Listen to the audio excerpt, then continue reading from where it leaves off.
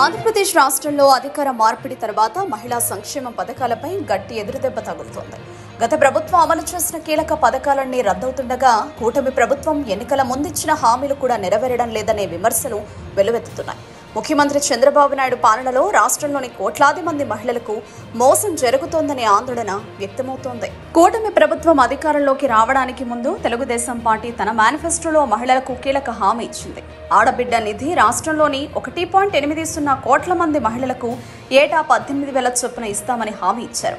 ఈ పథకాన్ని అమలు చేయకుండా తొలి ఏడాదిలోనే దాదాపు 32,000 కోట్లకు పైగా నిధులను ఎగవేసినట్లు తెలుస్తోంది.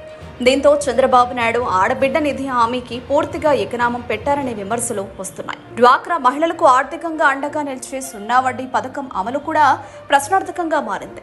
మాజీ ముఖ్యమంత్రి వైఎస్ జగన్మోహన్ రెడ్డి ప్రభుత్వం పొదుపు సంఘాలకు 3 లక్షల వరకు సున్నా వడ్డీ రుణాలిచ్చి 5 ఏళ్లలో దాదాపు 5,000 కోట్ల లబ్ధి చేకూర్చింది. అయితే ఎన్నికల కోడ్ కారణంగా ఆగిన చివరి ఏడాది నిధులను బాబు సర్కార్ ఇప్పటి వరకు చెల్లించకుండా తొక్కిపెట్టింది. ఎన్నికల ప్రచారంలో చంద్రబాబు నాయుడు తాను అధికారంలోకి వస్తే సున్నా వడ్డీ పరిమితిని 3 లక్షల నుంచి ఏకంగా 10 లక్షలకు పెంచుతానని హామీ ఇచ్చారు. ప్రస్తుతం సున్నా వడ్డీ కింద మహిళలకు చంద్రబాబు ప్రభుత్వం చెల్లించాల్సిన బకాయిలు దాదాపు 6,000 కోట్లు. ఈ పథకాన్ని పక్కన పెట్టడం ద్వారా మహిళలకు దాదాపు 7,000 కోట్ల మేర బాకీ పడినట్లయింది. ఇక పొదుపు సంఘాల ఆర్థిక సంస్థ అయిన శ్రీనిధికి కూడా ఇప్పుడు గండం ఏర్పడింది. ఆర్బీఐ మరియు చట్టపరమైన నిబంధనలకు విరుద్ధంగా శ్రీనిధిపై కూటమి సర్కార్ ఎసురు పెడుతోందని ఆరోపణలు వస్తున్నాయి. మాజీ సీఎం వైఎస్ జగన్మోహన్ రెడ్డి మహిళలు కేంద్రంగా అనేక సంక్షేమ పథకాలను అమలు చేశారు. కానీ కూటమి ప్రభుత్వం అధికారంలోకి వచ్చిన వెంటనే వాటికి మంగళం పాడింది. ఆసరా, చేయూత, కాపు నేస్తం, ఈబీసీ నేస్తం వంటి కీలక పథకాలు పూర్తిగా రద్దు చేయబడ్డాయి.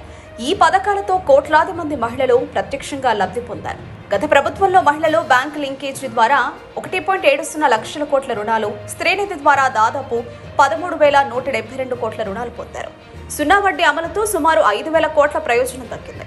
వైఎస్ఆర్ కళ్యాణమస్తు, షాదీ తోఫా పథకాలతో అర్హులైన పేద కుటుంబాలకు గత ప్రభుత్వంలో 427 కోట్లకు పైగా ఆర్థిక సాయం అందింది. ఈ పథకాలకు కూడా కూటమి సర్కార్ మంగళం పాడింది. మొత్తంగా వైఎస్ జగన్ ఇచ్చిన వాటన్నింటికీ కూటమి సర్కార్ మంగళం పాడడం, సొంత మేనిఫెస్టో హామీలు నెరవేర్చకపోవడంపై రాష్ట్ర వ్యాప్తంగా మహిళల నుండి తీవ్ర నిరసన వ్యక్తమవుతోంది. హామీలు నెరవేర్చకుండా కూటమి ప్రభుత్వం మహిళలకు ద్రోహం చేస్తుందనే అభిప్రాయం బలపడుతోంది.